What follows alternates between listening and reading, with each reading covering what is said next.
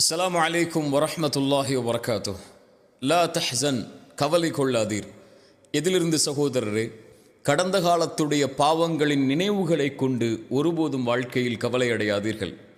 மனிதர்களாக பிறந்த எல்லோரும் பாவம் செய்யக்கூடியவர்கள்தான். எல்லா மனிதரும் விதிவிலக்கில்லாமல் மறக்க முடியாத, மன்னிக்க முடியாத, இழிவடையக்கூடிய பாவங்களை கூட எல்லா மனிதர்களும் அவர்களுடைய வாழ்க்கையில் செய்யக்கூடியவர்கள்தான்.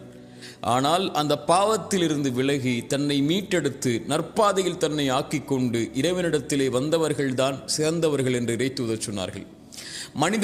மனிதர்களில் சிலர் நல்லவர்களுடைய பாதையை பாவத்திலிருந்து மீண்டு தேர்ந்தெடுத்ததற்கு பிறகு என்றாவது ஒரு நாள், நான் இப்படியெல்லாம் பாவம் செய்தேனே, குற்றம் செய்தேனே, அநீதம் செய்தேனே, இறைவனிடத்திலே நான் இப்படி குற்றவாளியாக இருந்தேனே, இப்போது நல்லவர்களாக நான் வாழ்ந்தால் மட்டும் என்ன ஆகப் போகிறது என்ற கவலை அடைந்தாலோ, அல்லது அவன் செய்த பாவத்தை குறித்து மனிதர்களில் சிலரோ அல்லது பலரோ அவனை கை நீட்டி, நீ இப்படி பாவம் செய்தவன், அநீதம் செய்தவன், குற்றம் செய்தவன், உனக்கெல்லாம் இறைவனுடைய பாதையில் இருப்பதற்கோ இப்படி நல்லவர்களுடைய பாதையில் தேர்ந்தெடுத்து வாழ்வதற்கோ என்ன தகுதி உண்டு என்று அவனுடைய உள்ளத்தை உடைக்கும் போதோ அவன் கவலை அடைந்து தன் வாழ்வு இனிமேல் நற்பாதையில் எதற்கு என்ற சிந்தனையில் ஆக்கிக் கொள்கிறான். இறை நம்பிக்கை கொண்டவன் கடந்த காலத்தில் செய்த பாவத்திலிருந்து மீண்டதற்கு பிறகு ஒருபோதும் அதை குறித்து கவலையடைய வேண்டிய அவசியமில்லை. இறைமறை சொல்லுகிறது, வல்லதீன இதா ஃபஅலு ஃபாஹிஷதன் அவ் ஸலமு அன்ஃபுஸஹும் ஸக்கருல்லாஹ். ஒரு அடியான் நல்லவராக வாழ்வான், அவன் ஒரு நாள் மானக்கேடான செயலை செய்வான் அல்லது அநீதம் செய்வான் தனக்குத்தானே.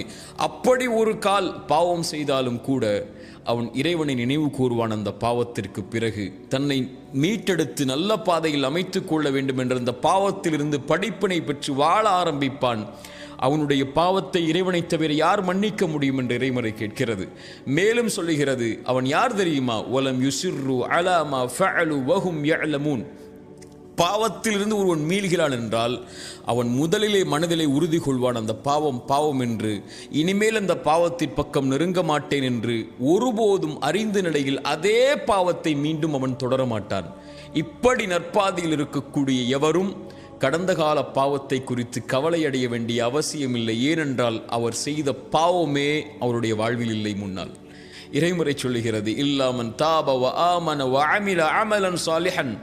யார் இறைவனிடத்திலே பாவ மன்னிப்பை கேட்டு இறைவனை நம்பிக்கை கொண்டு நல்ல பாதையில் தன்னை ஆக்கிக்கொண்டு நல்ல செயல்பாடுகளை செய்ய ஆரம்பித்து விட்டாரோ, ஃபஉலாயிக யுபத்திலுல்லாஹு ஸய்யிஆத்திஹிம் ஹஸனாத். அவன் செய்த பாவங்கள் அனைத்தையும் இறைவன் நன்மைகளாக மாற்றிவிட்டான். அவ்வளவுதான்.